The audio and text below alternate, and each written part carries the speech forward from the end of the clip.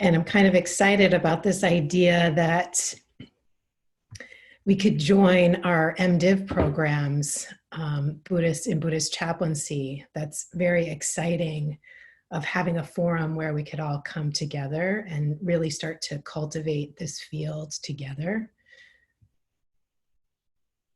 And that idea just occurred to me that it's on Zoom and that I could open this up. So I hope people will take this and run with it, and we can create more things together that could benefit us all.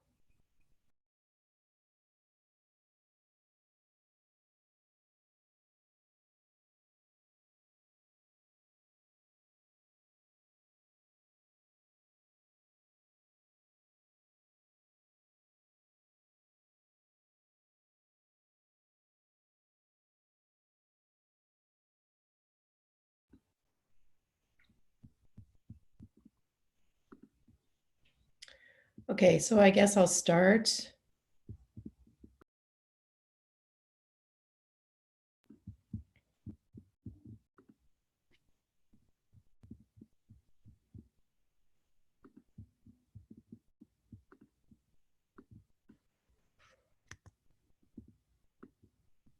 Well, I guess so. Whoever's in is in, whoever's not in. Let me just go out one more time. I don't know. Stop share. Okay. I'm letting another person in. Let's just wait a couple more minutes. Sorry. Because I can't, once I open the PowerPoint, it's like the Zendo, the Zen Center. We close the door and whoever's in is in, whoever's not in is not in.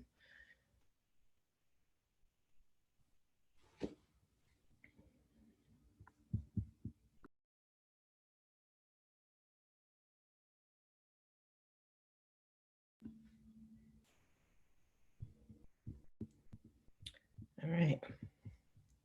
This is how it's going to be.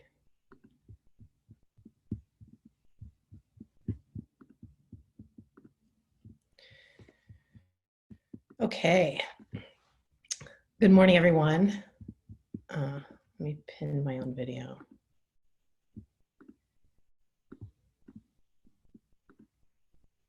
Okay.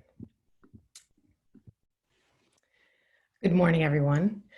Thank you so much for joining this Zoom web workshop on Buddhist chaplaincy endorsement. Some of this, a lot of you might know, and some of it might be new information for you.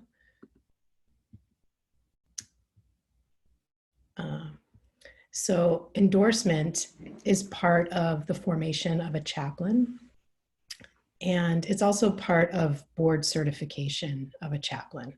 So in order for board certification, you need to have a degree, usually a Master of Divinity in Buddhist chaplaincy, which is 72 units from an accredited university. And I also want everyone to kind of be forward thinking, because this isn't about, getting people who are already here as chaplains, but creating a path for future Buddhist chaplains to walk easily and to form themselves in a way that they're providing chaplaincy and spiritual care from a healthy place. And what is the best way to do that? That's really what this workshop is about. So, in my opinion, and the opinion of the Association for Professional Chaplains and the Spiritual Care Association, which is part of healthcare chaplaincy. These are the two main certification organizations that we have here in the United States. And what some of the credentials they say is that a board certified chaplain needs to have a Master of Divinity, which has 72 units from an accredited university, an endorsement from their Buddhist tradition, 4 units of CPE from APC, and the Spiritual Care Association wants chaplains to have 2 units of CPE, 200 hours of documented professional work as a chaplain, and the completed application package, which has some essays and exams and interviews. So this is the main idea of certification. And I'll send around this PowerPoint when I'm done, but I have links here that link to the credentials that you need for board certification, and a link to ACPE, which is the clinical training that you need to do in order to become a chaplain. And I have linked to Professor Daphna McKnight, who is a professor at University of the West. She wrote a really great PDF that I don't think she'll mind me sharing, which is the ABCs of CPE. And I hope that all of us will start to create documents like this so that it makes it a lot easier for us to go down this path together. And in this workshop, the basic questions that will be addressed is, what is Buddhist chaplaincy endorsement? How can we educate our sanghas to be endorsing bodies? That's actually the main point of this workshop. And why is it important? So I'm going to start out with the why, because I think the why is important. Knowing why we're doing this is important. And for my own spiritual formation and this idea of developing my own inner authority and also having my own outer authority. And so that was really important. And, you know, outer authority is usually ordination, but inner authority is another tricky thing. It's kind of what I see is me not really caring what other people think of me knowing who I am, no matter what I'm wearing, no matter how I'm being. It's really knowing who I am. And so whether my hair is shaved or it's long, or if I'm wearing casual clothes, or if I'm wearing my priest clothes, I know my own practice. And I don't need someone else to see me in a particular way to know who I am and what that is. And so that's really kind of like this saying of, when the student is ready, the teacher appears. And that was really difficult for me to get, because there were so many years that I was in CPE and I just wanted other people to see me as a chaplain or as a priest or something more than what I felt inside. Like I wanted that outer authority to kind of ordain me and make me feel better. And it was really hard to kind of work through that and to really develop my own authentic authority from within, which is more like when the student is truly ready, the teacher disappears. And so that's one thing that's important in terms of endorsement, and the process of that, and to not give people ordination too quickly, because I have seen that people that I've seen get ordination too quickly, and it's like it wasn't difficult enough for them. And then once they were ordained, it's like this unworthiness came up, and then there was a rebellion, and they kind of left like kind of disrobed or you know, went off the path, kind of digressed in a way. So that's one thing that's important. And another thing is that it's important that the Zen center or the temple be a place that chaplains who do go out into the field and run into difficulties or struggles, that they have a place to return to, and not just a place to return to, but someone to return to, someone to talk to, someone to say like, hey, you know, I'm really struggling here and I need some support. So kind of thinking of it in terms of this video that I'm going to show.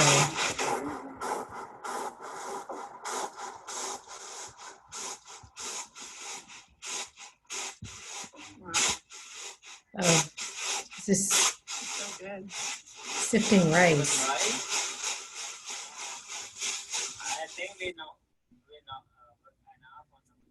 And you know, Sangha is the same idea of sifting rice. It's like the rice, the hulls get off the rice by being kind of rubbing up against each other.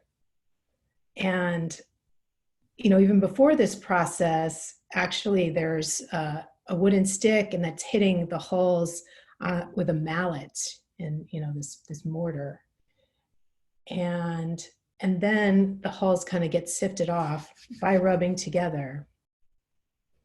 And so this process of striking the stick onto the rice hulls, you know, it's kind of startling. It might be a rude awakening.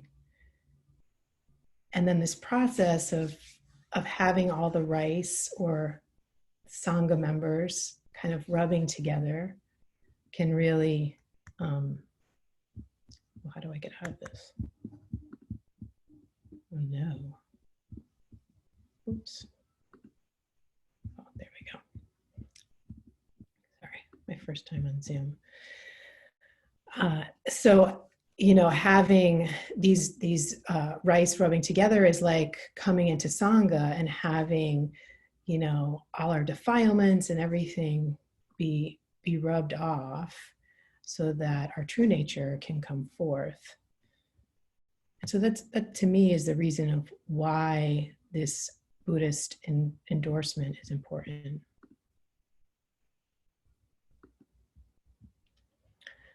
So how can our Sanghas be endorsing bodies? 4 of us, and there were a few more to begin with, created this Buddhist community recognition form. And this is supposedly located on the Association for Professional Chaplains, or APCE website, but it's really difficult to find. And so I really think we need to find a place to house this so that everybody can find it. And in order for your Sangha or my Sangha to become an endorsing body, so my Sangha, which is Zen Center of Los Angeles, can become an endorsing body, and then they can endorse me to be with the Association for Professional Chaplains. But first, my community has to fill out this form, which really is me filling out this form and making sure they're okay with it. So I've kind of gone through this process. I haven't got it approved by the board, but it's basically putting the name of the community, the address, the phone number. And you don't have to have a candidate. Like, I don't have to have my name here to be endorsed. You can just fill it out. And then if APC approves it, then when you get a candidate, you can resubmit the entire form. And you basically have to go through and fill out all these questions. And it took a concerted amount of effort for me to gather all of this information from my Zen center and answer these questions. And I'd be happy to share my application with you. Anyone who is interested, I'll be happy to share what my answers are. And there'll be an email address, my email address at the bottom of this website. But right now I'm going to close this out. I just want you to know that this form is here, and I think that you should look through it. So then, as one question on this form is part of the requirements is that each Zen center or Dharma center or temple that wants to become an endorsing body, that they need to provide a list of requirements that a Buddhist chaplain, that they require a Buddhist chaplain will need to get endorsed. So I gathered from Upaya Zen Center and the New York Center of Contemplative Care, and just from my own personal experience, I kind of created this document that we all might think about and talk about like what might be some standards or requirements or considerations, because I don't think they have to be requirements. They're not checks that we have to make, check off in a box.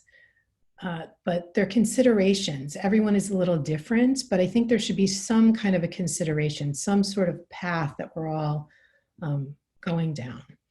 So here's some considerations that I thought of. One is that the person has a daily meditation practice. I personally think that's important for chaplaincy, though, a daily chanting practice might be just as great. And so we might want to put daily meditation / chanting practice, or daily meditation / contemplative practice. We could broaden it, but some sort of practice that they come back to, that grounds them, that empties the mind, that kind of resets. A Master of Divinity or some sort of master's degree in a related field, maybe 1 to 4 units of clinical pastoral education. Clinical pastoral education isn't for everyone, but I think that 1 unit of clinical pastoral education I think it should be important for everyone, personally, like everyone in the helping field. Or even everyone in general could benefit from clinical pastoral education. It's a great training. Taking refuge or precept ordination. So that doesn't have to be priest ordination or lay priest ordination, but it can be the 5 precepts or the Bodhisattva precepts. In Zen, we receive this rakusu. We make this when we get our lay ordination. So some sort of ordination where a person is taking refuge, that would be part of the requirement for endorsement. 1 to 2 year participation in the Dharma programs at the temple or the Dharma center that the person is seeking ordination. It's important that that person gets to know the Sangha and starts to rub against the other rice so that, their essence is awakened. That they are an affiliate or practicing or sustaining member. I know sometimes money is an issue, but most places allow you to be a member even if you're having money issues. It's just going through that process of seeking to become a member. And 1 to 3 years of psychotherapy. And then I think it's important that a person and a Dharma community has some sort of criterion that happens after endorsement, because it's not just like, here you go and bye, good luck. It's really about cultivating this relationship. As I said, that the chaplain has a place to come back to, or someone to come back to, someone to contact, or even a couple of people when they hit a difficult time. There could be numerous things like that have to do with mental health or some sort of misconduct issue, whether that's, true or false. It's going to cause, a disruption in the chaplain's work, and so that they have some place to come back to and talk with someone. So after endorsement, I think there should be some sort of form or agreement that the chaplain upholds the Dharma Center's code of ethics and is assigned some sort of mentor. At least that's what we do at the Zen Center of Los Angeles. And as I said, this is like forward thinking. So even if your temple or Dharma Center doesn't have this, to maybe start to think about what it would take to start to develop this. That the chaplain who is endorsed submits a yearly 90-day Ango or monsoon retreat practice commitment form. Now, this is negotiable. Not every place has this, but I think it is important that there is some yearly retreat or some criterion that the chaplain participates in a yearly retreat. Ooh, I wonder if I can admit people. Okay, doing that. Figuring it out. Okay. So some sort of retreat, yearly retreat that they commit to so that they have a form, a way to reset themselves. In my experience, the only way I can reset myself is to do a retreat. I have no other way to unwind. I really need to just like throw it all out, let it all go, and just sit. And so whatever that is for you, I think that we all need that. The third thing is to write a yearly reflection paper on how Buddhist practices are informing your chaplaincy work, naming challenges and successes in terms of ethical conduct. And last is meets yearly with a Dharma teacher or the Dharma Center mentor to review this reflection paper. And I really think that's important, that accountability. And that accountability comes from both the temple and the chaplain. We all need that. We need someone to remind us. I needed a lot of you. I need someone to remind me to record this morning. And I set that up for myself. I needed someone to take notes. I needed someone to help me advertise this. I didn't just do this all by myself. So I really do want to thank the Chaplaincy Club and all of the students at University of the West that helped bring this together, helped allow all of us to be here right now. And that's this fourth kind of criterion. And the last thing is I wrote this letter to Sanghas. And this is just, coming from my position at University of the West, but also just my own, I'm writing you, Buddhist Sanghas to request that you consider your Sangha to become an endorsing body for the field of Buddhist ministry. And I think you're all welcome to use this letter, or I can send you the Word document of this letter and you can use it to write your own letter. But it's really just a request that we all do this together, that we have many different traditions that are endorsing bodies where chaplains can return to, and it can support their development.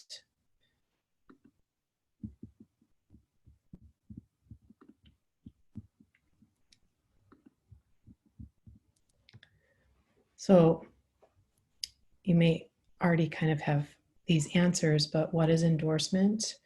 So endorsement from your religious or spiritual organization supports you as a spiritual leader and as a chaplain. I would not be doing what I'm doing as a chaplain educator at the university. And when I was going into the hospital, I would not have been able to do that without the support of the Zen Center where I live and where I practice. I never felt like I was a lone ranger. I always felt like I would go out on my own, but I would have some place to return to. And if I hit problems, I would be able to talk those problems out with someone here. Endorsement is an ongoing relationship between a Buddhist chaplain, their teacher, and their community for spiritual support and development.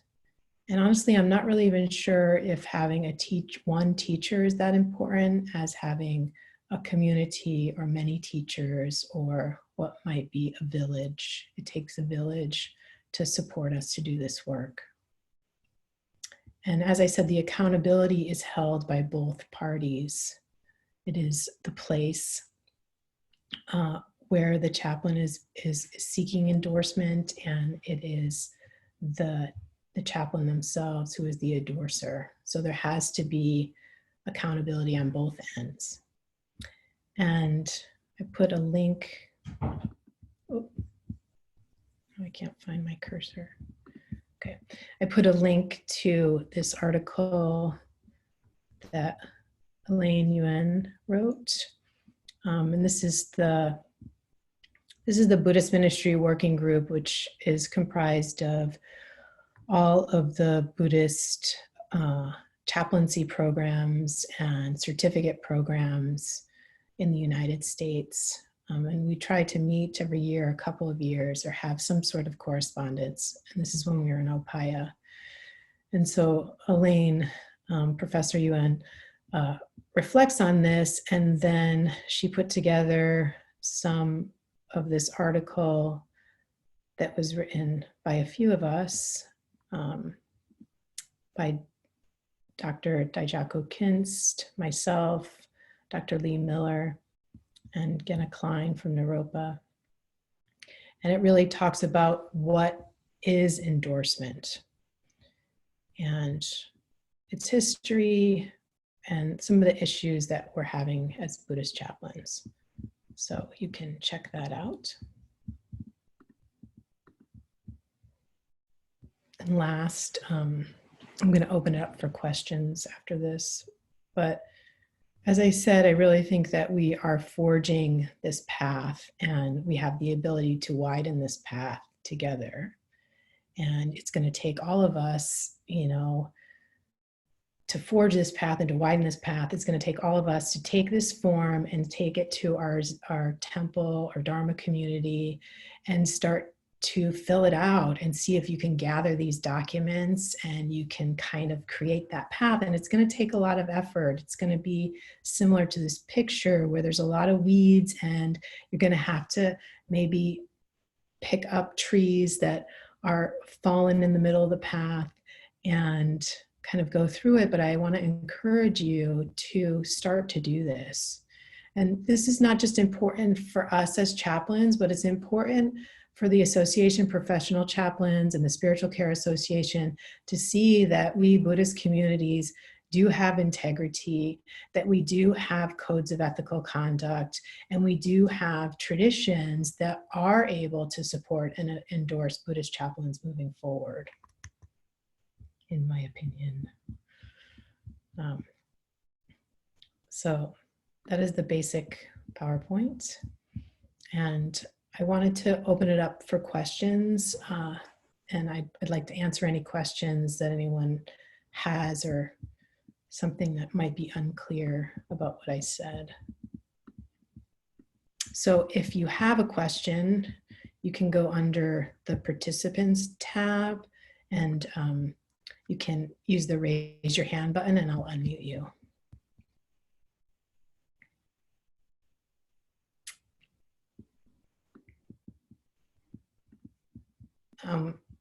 Victor, Matthew. Okay, Matthew. Hi. Do you have a question, Matthew? I do. I'm wondering, this is just my personal situation, and maybe Matthew this is. Bradley? Oh, yes. Can you hear me? I think you're unmuted if your hand isn't raised. Can you hear me? Can you hear me? No.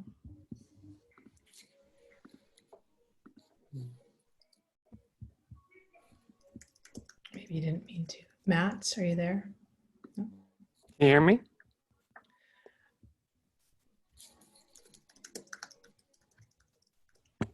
What? Oh, is maybe my volume's down. Do you want to try again? Can you can you hear me? Sorry. Yeah, my volume was down. Now I can hear you. Thank you. This is just I'm just thinking about my personal situation. I don't know if there are others like me. I just recently moved to LA. And I didn't expect to join the program, but my life has sort of converged on this in a really wonderful way. But I don't have a Sangha here. And I don't have, and even my Sangha in New York, where I moved from, I mean, we were very small, just sort of a small group around a teacher that we were very dedicated to. I'm just wondering, what is your suggestion for someone like me that's sort of spiritually homeless at the moment? I would encourage you to really be open to finding a home. I think for me that has to do with this inner and outer authority.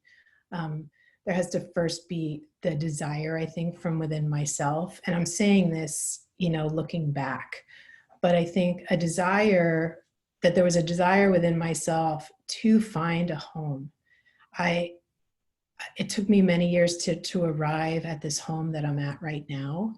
And I even took refuge in a Sangha that I was really uncertain about doing. And that teacher ended up getting sick and kind of leaving the practice for a while because she was sick. But my desire to take refuge, when I did that, I can still remember that moment where I took refuge, and it was more this refuge for myself that I was like I was making a commitment to myself. So whether that Sangha appeared or disappeared, it didn't really matter. So, and then the next place that I decided to stay at for a while and settle at, I also remember thinking, well, I don't know about this place. I had many feelings about it that weren't like, it's definitely not perfect. It's definitely not where I was thinking of settling for a while. And I'm not sure about any of it, but it feels okay. It feels right. And if you just think about the monks that, and the, and the nuns and the practitioners that traveled from one temple to the other, and some they stayed at for a few months and some they left. But to really, like, when you stay, to stay and settle and allow your roots to deepen in that place that you stay. And then when you leave, you'll take all that with you. And so it's really, I think, the process of that is developing that inner authority. And then when you're kind of building that muscle so that when the right place for you to stay or settle at comes, you'll be ready to see it and accept it, if that makes sense. That's my feedback.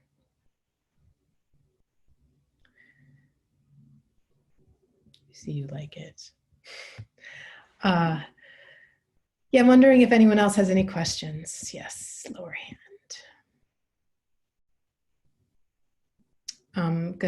I see that Nathan has a question.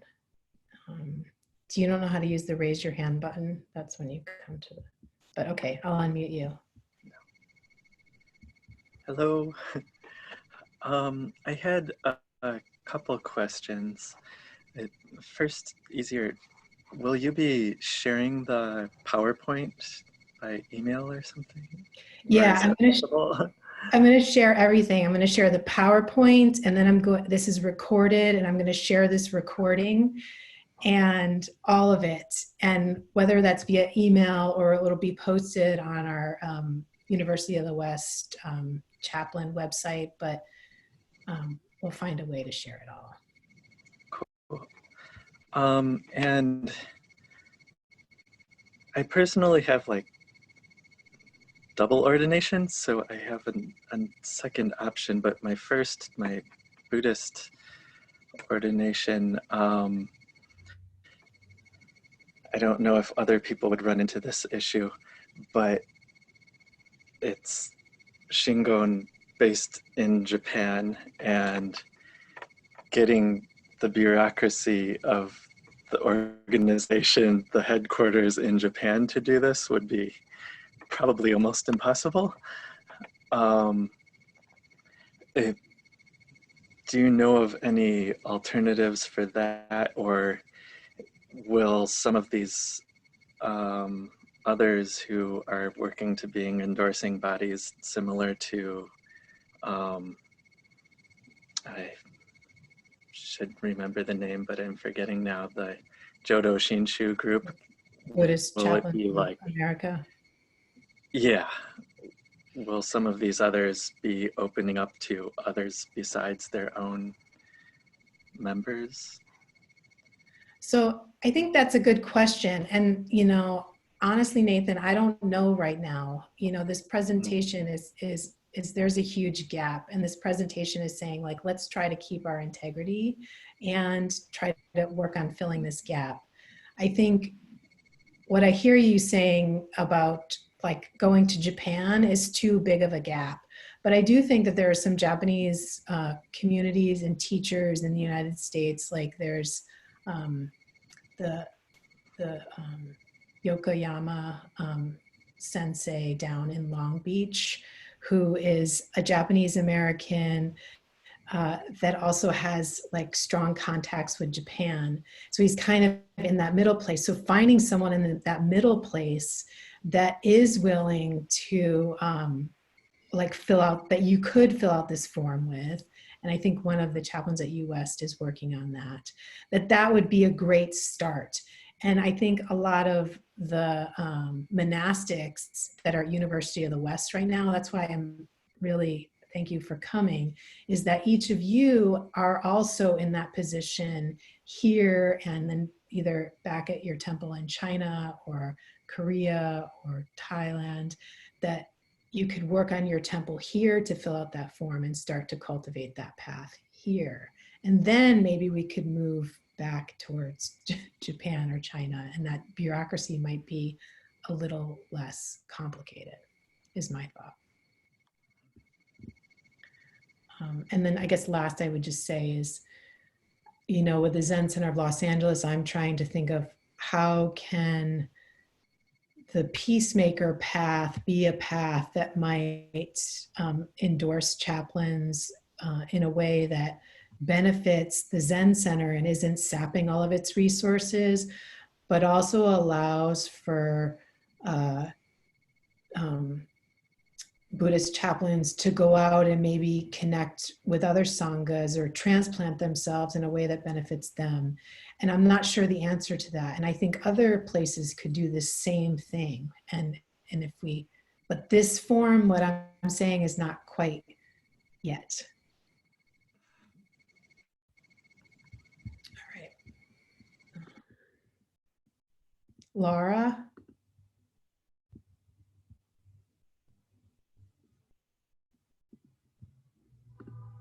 Laura? Hi.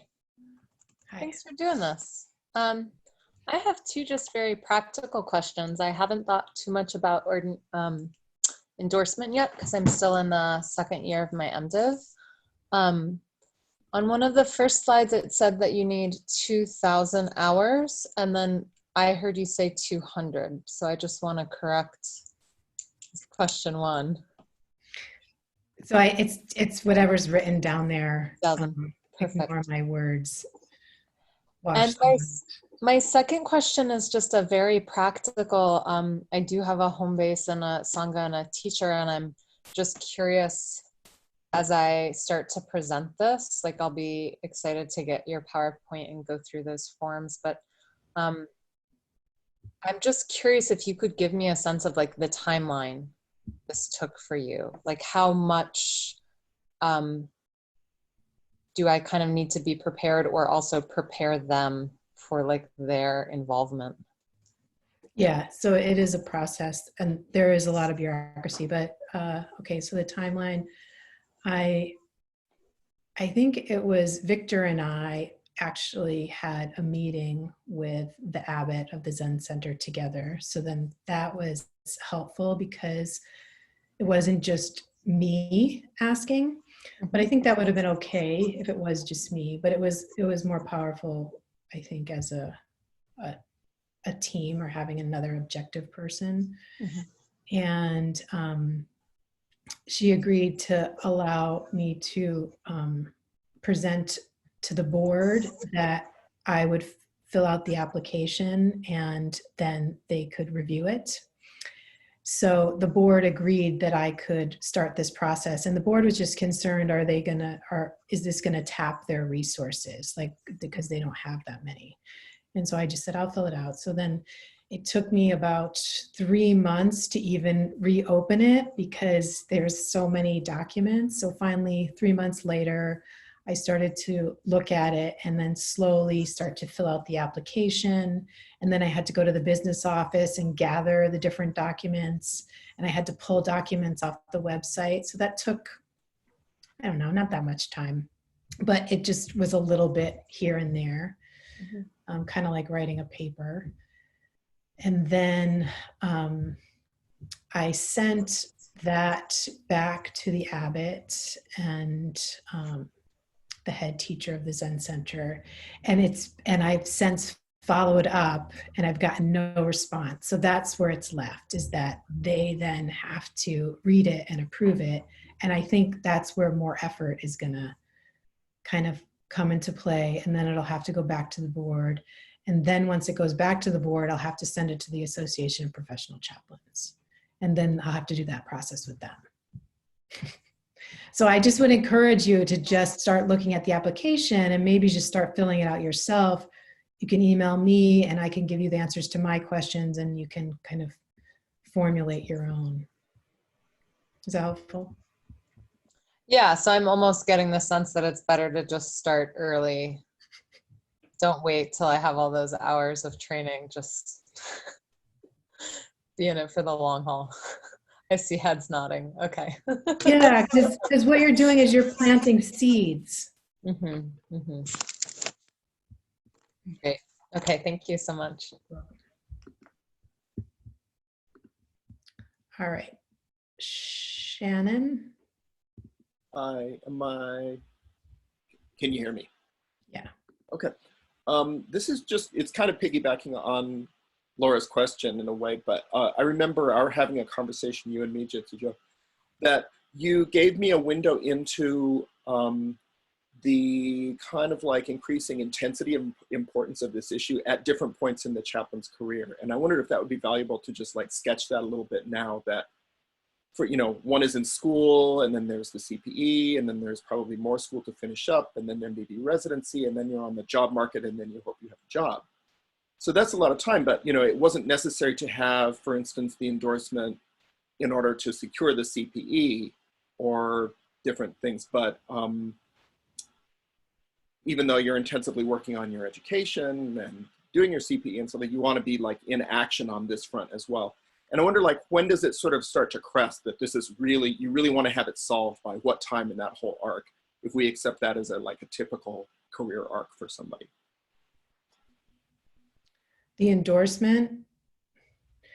Well, okay, so Laura is in this place where she has a teacher and a Sangha. So she has a place to plant the seed. If you don't have a place to plant the seed, then the first step would be to start finding that place. And that has to start, that place has to kind of start that within yourself, like my answer to Matt's question. So I would think about it in terms of that. And so that's the difference between this outer and inner. You don't have the place to plant the seed. I wouldn't go, you have to do some work where you might have to like research, are there places in Los Angeles that I'm interested in? But I wouldn't go too much seeking outside. I would start inside, opening yourself to allowing it to manifest so that it's coming from within you, not grasping for approval or, I don't know, something outside of you, if that makes sense. Does that answer? Or do you want me to say more about something else? That's good for me. I almost even think like maybe I understand that the way I remember it, when the cold blast of reality hits you is at the time that you now want the job, and that's when you need the endorsement, and that you might have been using your time better beforehand getting ready for all of that. Maybe it's enough to say that that's the truth of it, but it's just a really interesting thing that gives you a few years, in one way of thinking about it, to be doing the internal work, doing the external exploration, forming the relationships, reforming them, finding a new home or something like that, you know, and just watching the clock as you do that as well. Is that kind of fair? Yeah, I guess I hear in your question, which I get in from a lot of people, is there's this worry that you're going to get to a certain place and you're not going to have what you need. And I'm trying to think of a good metaphor for that to, you know, it's kind of like you're going on a journey and then like there's a great poem called Ithaca or something. I forget what it's about, but it's kind of this idea of that you're going on this journey to Ithaca, and the fear is that you're going to get there and then you're forgotten this essential thing that you needed. And so when you got there, that's, you're screwed or something.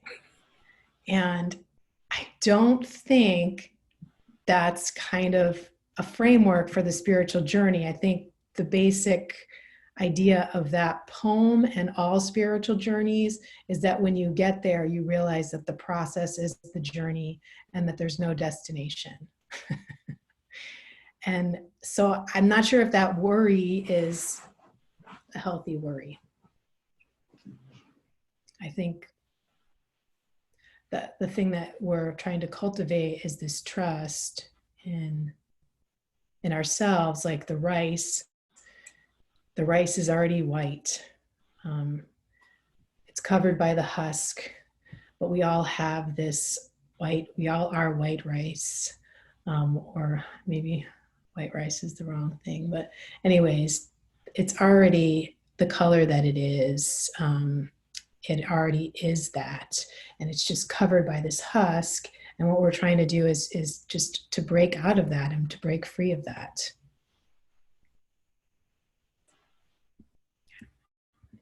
Thank you.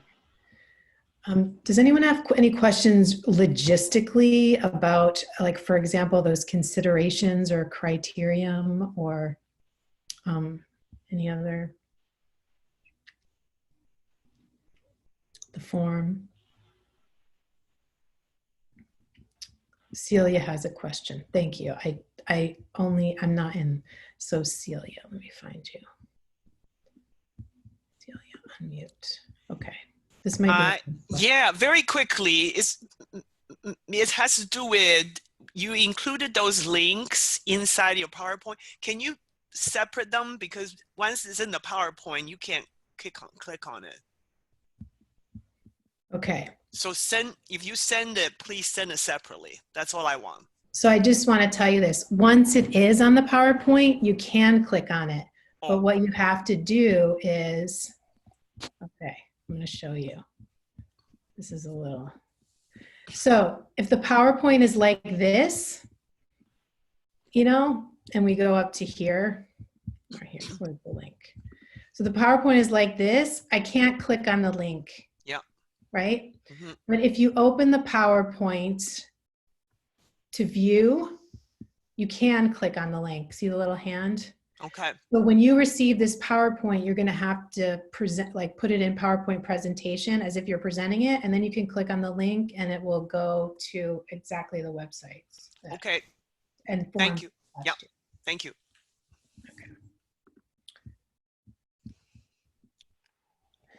Okay. One more last question.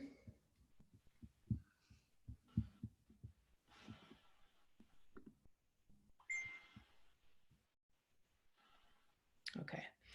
I just want to say thank you for coming. And at the end, oh, does someone have a question? There was a question.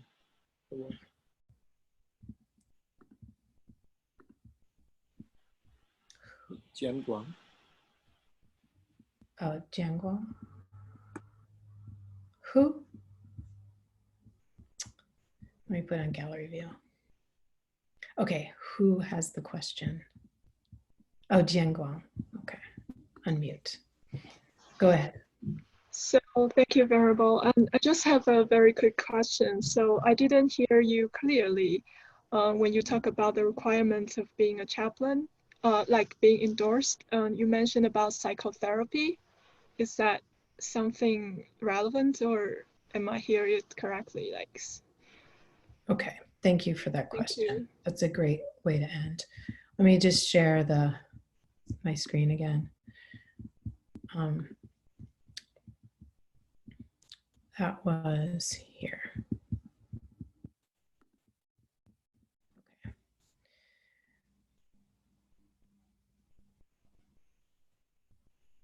Okay, this is a draft for considerations. They're not requirements. We might call them requirements, but I put requirements and/or considerations. I just created this, and I created it through looking at New York Center for Contemplative Care's, they call them considerations. Upaya Zen Center has, I think they call it requirements for them. And the Zen Center of Los Angeles, I was kind of looking at our programs and thinking what this Zen Center might consider or require of someone who they might endorse. So this is just an example. Maybe I should put example. This is example. Now, your temple might have different considerations or requirements.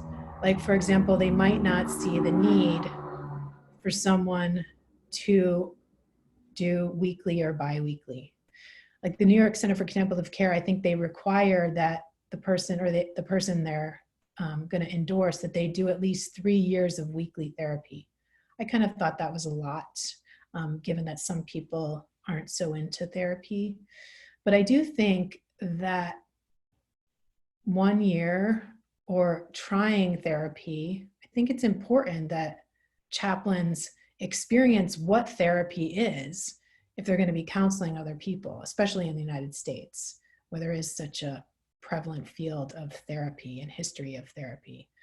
And to know what that's like if they're going to give counseling to other people. Now, you might not think that's as important. The other reason I think it's important is that each person is able to look at their own conditioning and their own environment that they grew up in and how that environment affects who they are and how they chaplain and how they chaplain others. So that's the reason why there is that. And I guess I just want to say that all of us could do this slightly differently, but I think there should be some model or some foundation or way or group of options that you can work from. And that's why I created that document. Does that make sense? Did I lose you? Yeah? Okay. Oh, you're muted again.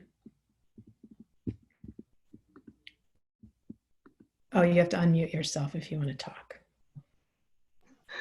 No, thank you for the answer. Yeah, no, it's clearer. Yeah. All right. Yeah. So at the end of the PowerPoint, it has my email address. So, and if you have any other questions, feel free to email me. And I think that concludes my presentation for this morning. So I will see all of you soon. And if I don't, have a wonderful day. And somehow we will get this information to you. And that's it.